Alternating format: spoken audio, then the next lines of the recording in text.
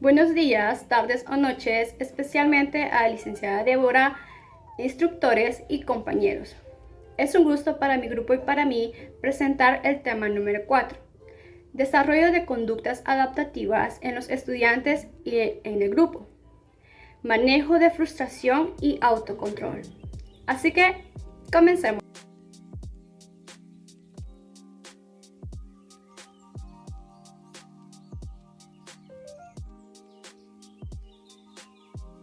Desarrollo de conductas adaptativas en los estudiantes. Bien, se sabe que la educación juega un papel muy importante en el desarrollo integral de un estudiante, desde el momento en el que se empieza a desarrollar o a estimular diferentes áreas como es la cognitiva y la afectiva. Esto permite que el estudiante pueda adquirir diferentes habilidades, destrezas, hábitos o valores que lo ayuden en su desarrollo, y esto se da gracias a las tareas que se dejan acorde a sus necesidades y sus intereses. Ahora bien, ¿qué es una conducta adaptativa? Una conducta adaptativa, según la Asociación Americana de Discapacidad o Desarrollo, hace referencia a aquel conjunto de habilidades conceptuales, prácticas y sociales que las personas van aprendiendo conforme al paso del tiempo y que sirven para trabajar en la vida diaria. Las conductas adaptativas permiten estudiar lo que es el diagnóstico, la clasificación y la planificación de apoyo. Los tres amplios dominios de la conducta adaptativa también permiten estudiar quiénes pueden o no adaptarse a su alrededor. Cabe recalcar que las conductas adaptativas también enfatizan más en la expresión de habilidades y no en la adquisición de estas. Ahora bien, ya que sabemos de su importancia, vamos a especificar vamos a hablar sobre las tres habilidades que mencioné anteriormente, o vamos a especificar en qué se basa cada una. Bien, están las conceptuales, las sociales y las prácticas. Las conceptuales tienen que ver con el lenguaje y la escritura, o sea, prácticamente con la comunicación. Las sociales tienen que ver con lo interpersonal, la responsabilidad y tienen que ver con la autoestima. Y por último tenemos las prácticas, y estas tienen que ver con las habilidades ocupacionales. Bien, en las conceptuales, como dije, tienen que ver con la comunicación. Entonces, pongamos en un hipotético caso que un estudiante esté en su aula y el profesor quiera transmitirle sus conocimientos, quiera prácticamente enseñarle. Ahora bien, si un niño no tiene muy en claro lo que es la escritura o lo que es la lengua, pues sería imposible tratar de enseñarle, porque pues el niño no tiene como una idea concisa sobre lo que eso es, o no sabe cómo ponerlo en práctica.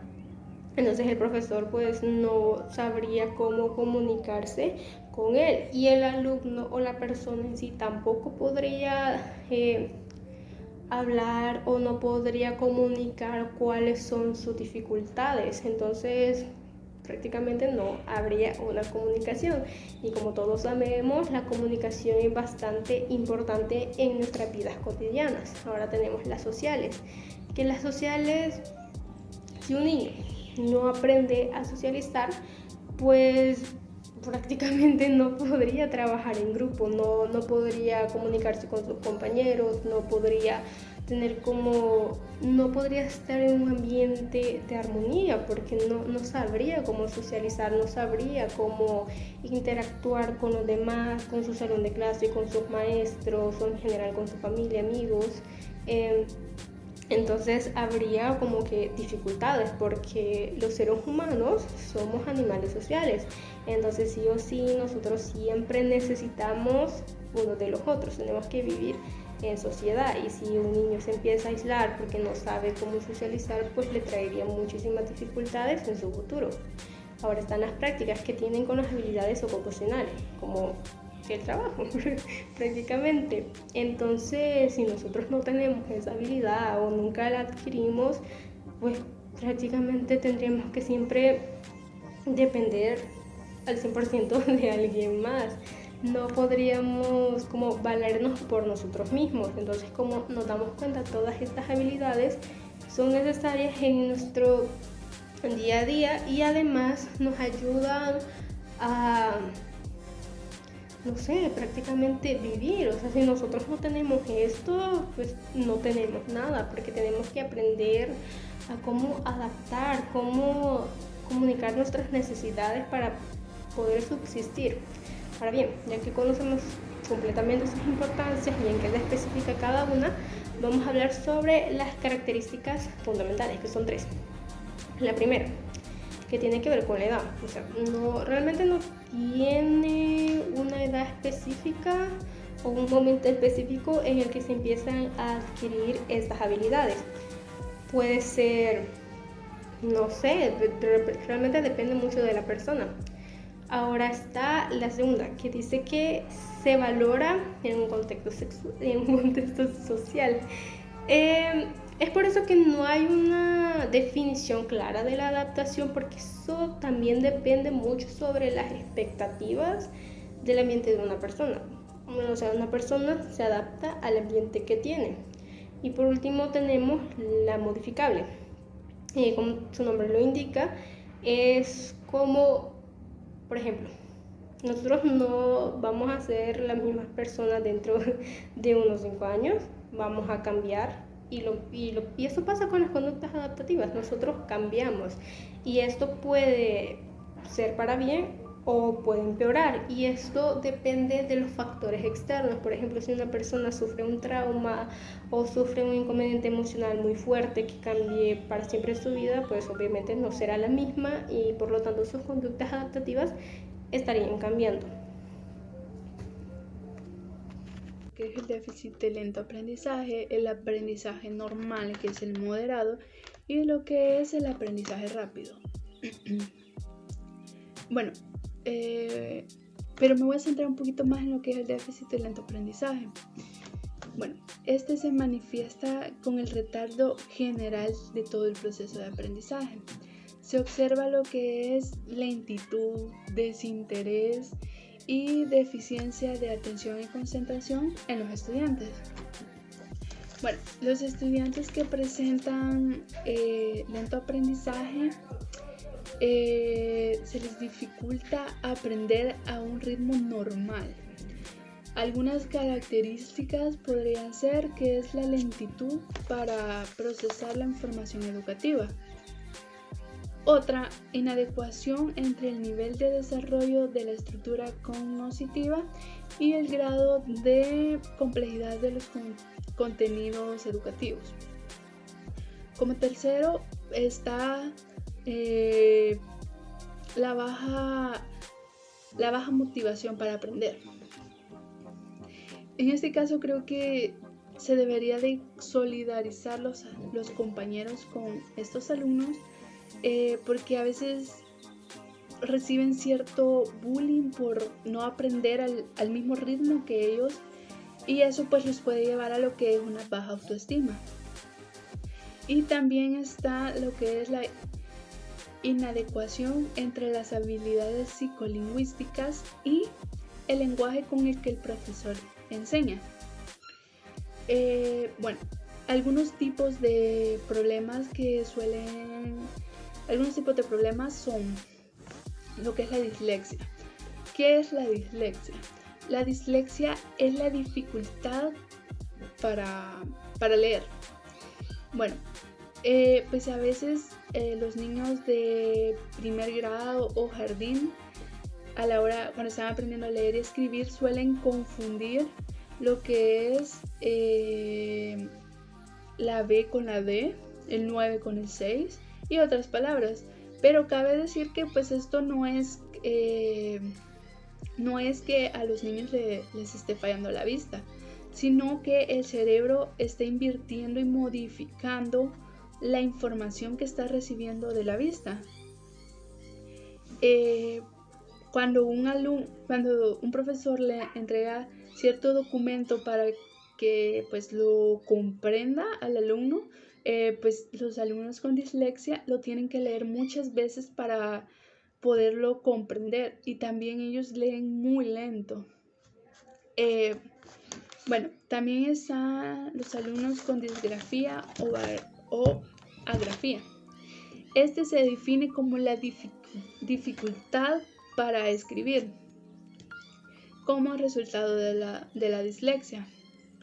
En este caso, un informe escrito por un adolescente con disgrafía, la dislexia podría hacer que las palabras sean ilegibles o mal escritas. También está lo que es la discalculia. Esto significa que la dificultad para resolver problemas matemáticos.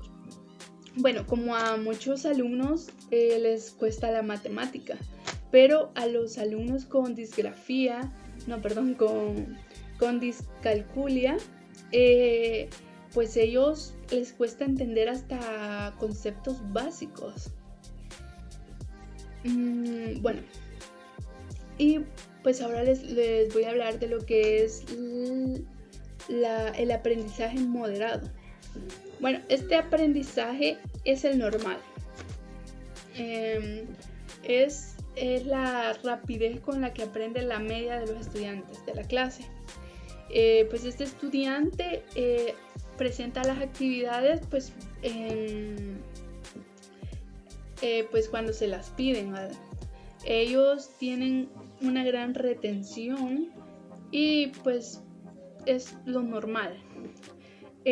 También está lo que es el aprendizaje pues rápido, que pues por muy obvio que suene, este aprendizaje es cuando los niños pueden realizar o aprenden rápido o solo viéndolo una sola vez.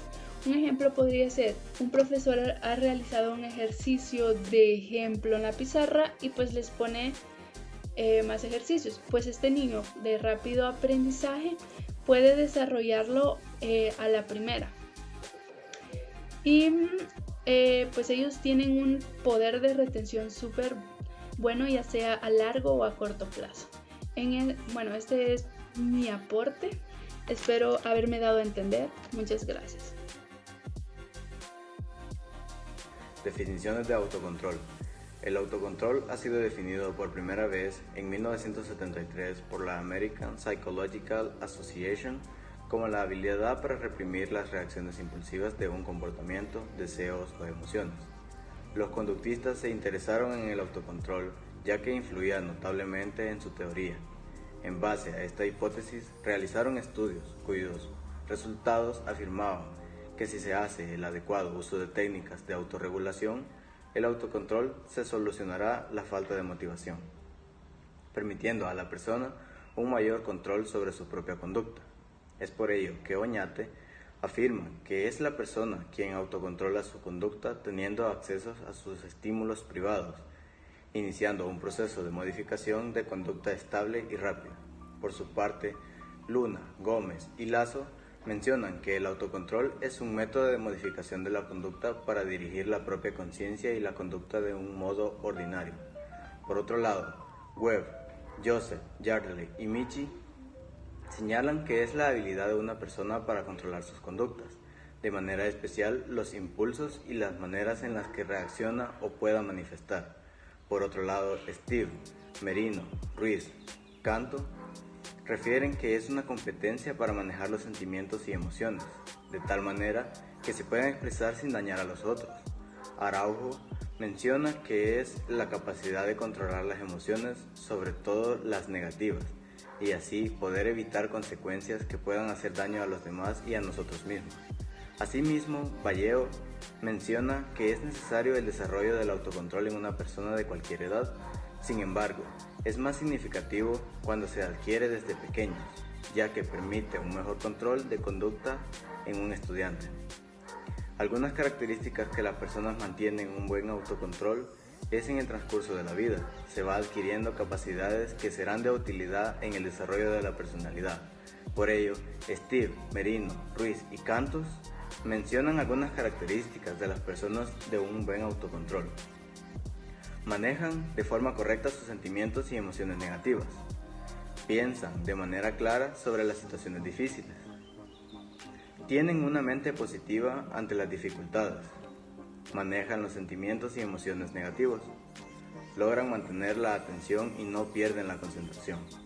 Así también, Curtis menciona que las características de una persona con autocontrol no es algo que se posee de un momento a otro, sino que es un proceso continuo, permanentemente y que perdura toda la vida. Las características serían las que tienen metas trazadas y van cumpliéndolas según la visión que han adquirido en la vida.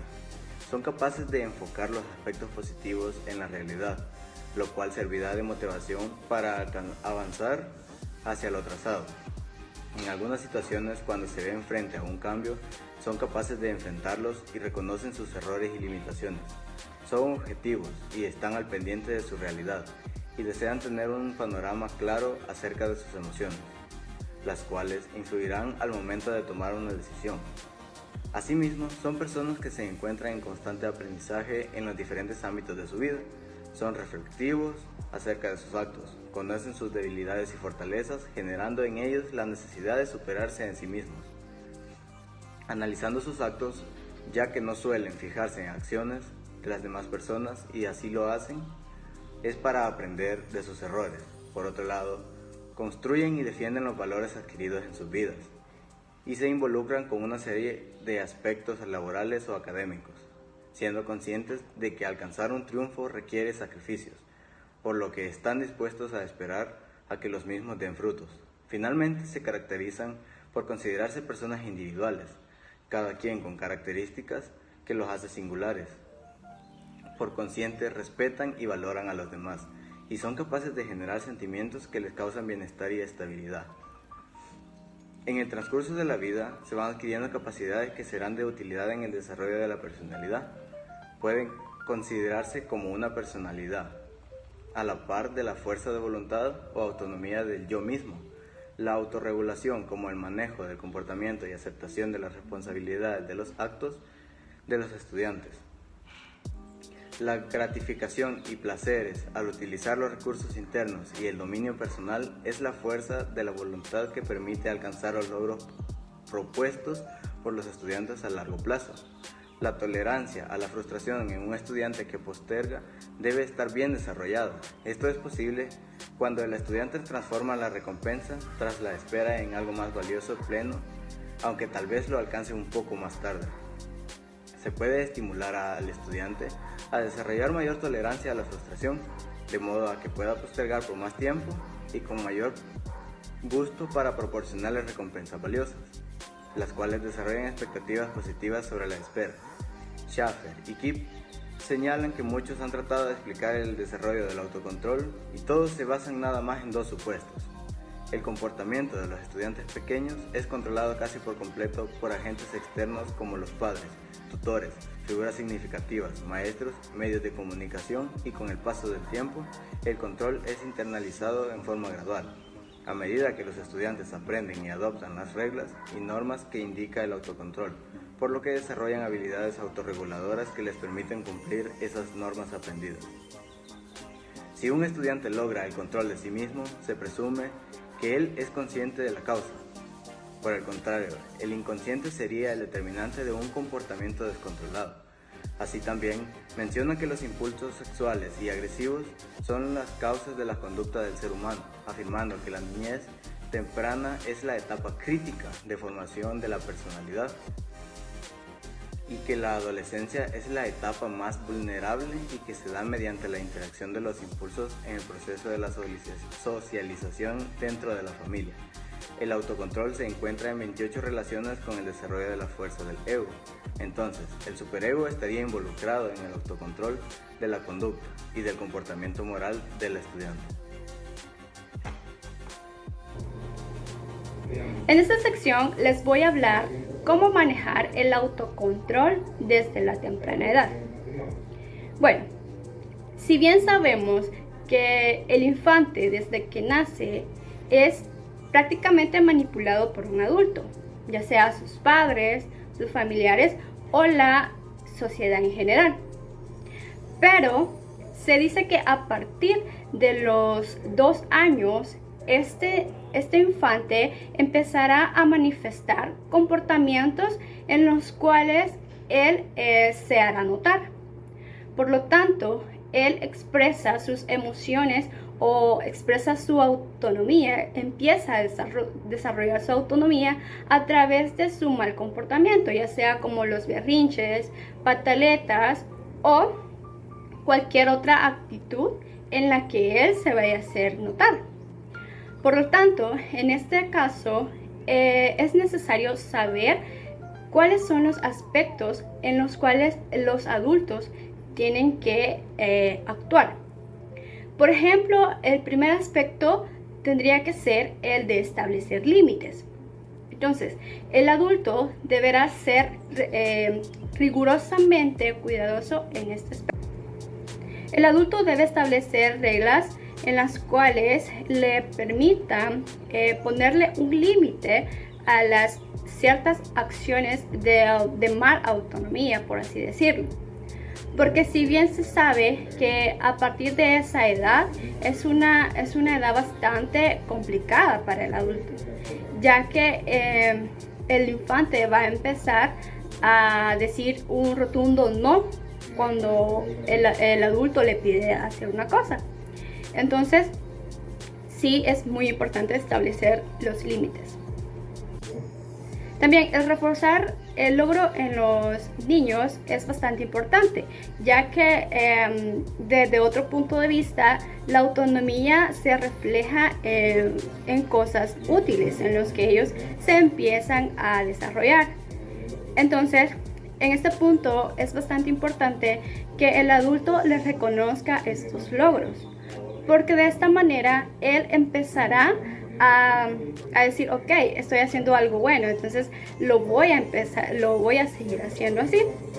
Y de esta manera él dirá, entonces yo tengo autonomía, tengo poder en esto y continuaré haciendo lo que hasta ahora hice bien. Entonces, el desafío es la activa resistencia a las acciones o peticiones de los demás, ya que en este caso entra en juego la irritación y la intensificación del comportamiento del individuo o del niño. Entonces, se deben establecer normas claras y concisas y supervisarles, ya que al entrar en la etapa escolar o académica, el niño presentará estos comportamientos y en el caso de que se lleguen a presentar mal comportamiento de autonomía, el maestro debe estar atento a estas emociones o comportamientos de este niño. Pero puede ser el autocontrol ser enseñada o aprendida. Bueno, tal como lo dice Don Han, que el autocontrol es un comportamiento crucial en el desarrollo del ser humano, en el cual se desarrolla a través de las emociones y cómo este es capaz de manipular la tolerancia, ya que se sabe que desde otro punto de vista hay ciertos niños en los cuales les cuesta manejar su autocontrol. Por ende, estos son fácilmente manipulados por otros niños, los cuales sí tienen un carácter bastante dominante. Hay un ejemplo en el cual niños de segundo grado fueron sometidos a un estudio de autocontrol, pero lastimosamente no todos fueron premiados con este carácter. Entonces se llegó a la conclusión de que ellos estaban bajos de autocontrol. Pero no todo está perdido con estos niños, ya que, como sabemos, cada individuo es capaz de desarrollar su autocontrol o autonomía a través de otras ramas en las cuales ellos son muy hábiles y útiles en cuanto a su círculo social se refiere. Bueno, eso es todo por mí. Ahora mi compañera o compañero seguirá explicando más sobre el tema. Gracias. este video voy a hablar acerca de las características que posee una persona con un buen autocontrol. En el transcurso de la vida se va adquiriendo valores, capacidades, enseñanzas, etc., los cuales serán de mucha importancia para la creación de nuestra personalidad. Por ello, Steve, Merino y Ruiz en 2003 mencionan algunas de estas características que poseen las personas con un buen autocontrol. Número 1. Manejan de forma correcta sus sentimientos y emociones negativas. ¿Qué quiere decir esto? Que siempre saben cómo van a reaccionar ante cualquier situación que se les presenta en la vida. Número 2. Piensan de manera clara sobre las situaciones difíciles. ¿Qué quiere decir esto? Que siempre buscan una solución pronta a algún problema o necesidad que se les presente. Número 3. Tienen una mente positiva ante las dificultades. ¿Qué quiere decir esto? Que siempre le buscan el lado positivo a los problemas, no solo ven el lado negativo que estos traen. Número 4. Manejan los sentimientos y las emociones negativas. Manejar los sentimientos y las emociones no es reprimirlas, sino más bien transformarlas a positivos y que esto los ayude en el camino. Logran mantener la atención y no pierden la concentración. Esto quiere decir que siempre están atentos a lo que pasa a su alrededor, a las situaciones que pasan alrededor y eso. Así también Tobergle y Curtis en 2003 mencionan que las características de una persona con un autocontrol bueno no es algo que se posee de un momento a otro, sino que es un proceso continuo, permanente, que dura toda la vida. ¿Qué quiere decir esto? Que para lograr tener un buen autocontrol no lo vamos a lograr de un momento a otro, sino que lo vamos a lograr en el transcurso de nuestra vida. Vamos a hablar acerca del manejo de la frustración en los estudiantes. Comenzaremos definiendo qué es la frustración.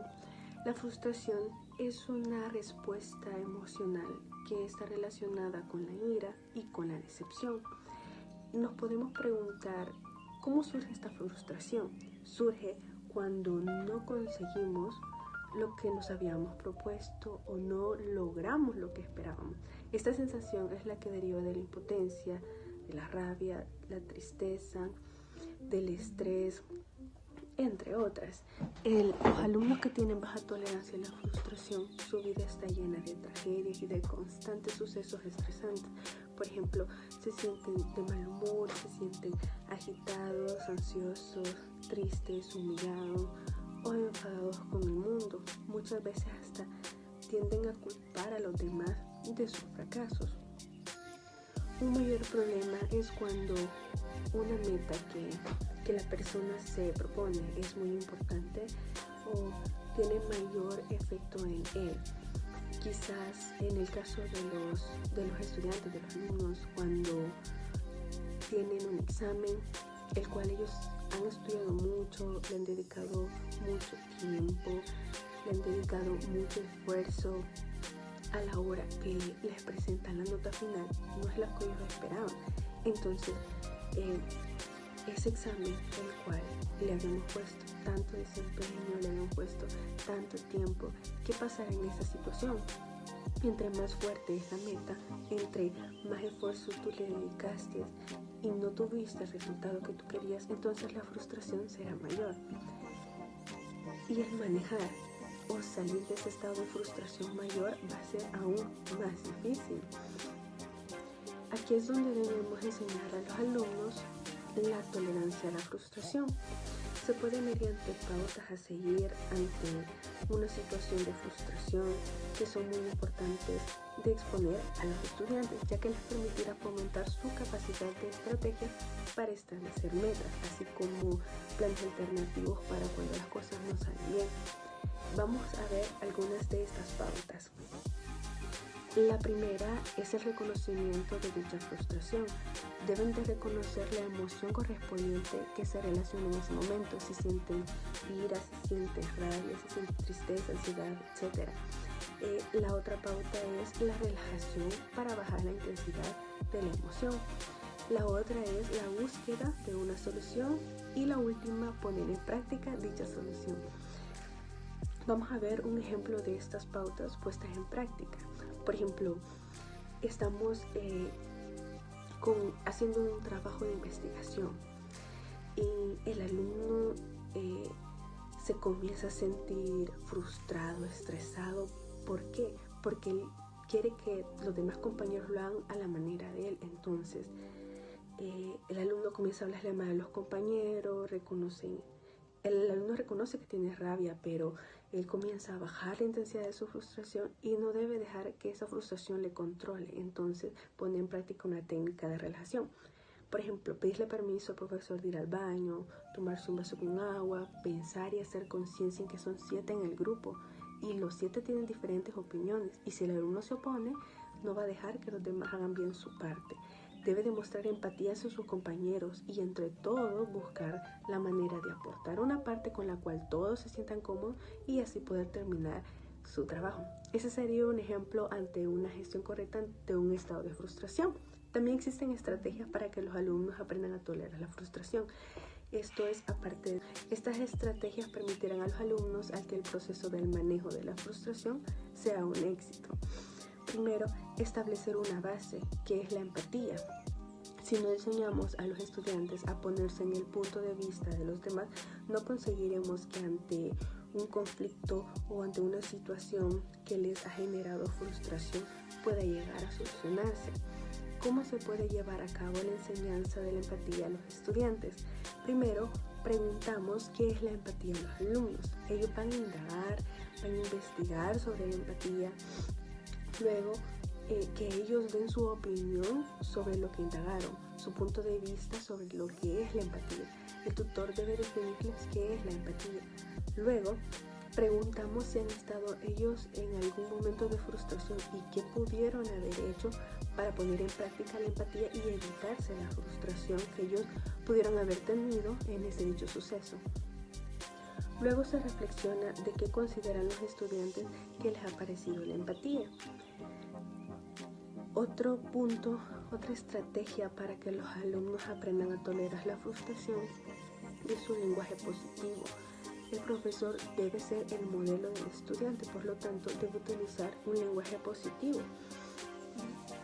La tercera estrategia es enseñar a los estudiantes técnicas de relajación. Esta estrategia es muy importante, ya que el alumno frustrado no podrá establecer empatía, ni un pensamiento positivo, ni mucho menos pensar en una estrategia si no tiene sus emociones controladas. Por ello, es importante enseñarle a los estudiantes a bajar el nivel de intensidad de sus emociones para que no acabe en frustración. Algunas técnicas de relajación que podemos emplear con los estudiantes son la respiración, contar 1, 2 y 3. Otro es alejarse de la situación conflictiva. Otra técnica sería cerrar los ojos y decirles que piensen en su lugar favorito o pensar en algo que les genera un pensamiento positivo inmediato. Por ejemplo, un evento que irán próximamente, que de verdad ellos quieren ir y se sienten muy emocionados por estar en él. Pensar en una persona favorita o incluso en una mascota. Todas estas estrategias y pautas permitirán fomentar a los estudiantes la capacidad de pensamiento estratégico para establecer metas ante ciertas circunstancias, a controlarse, a pensar en planes alternativos cuando las cosas no salen como ellos desearían.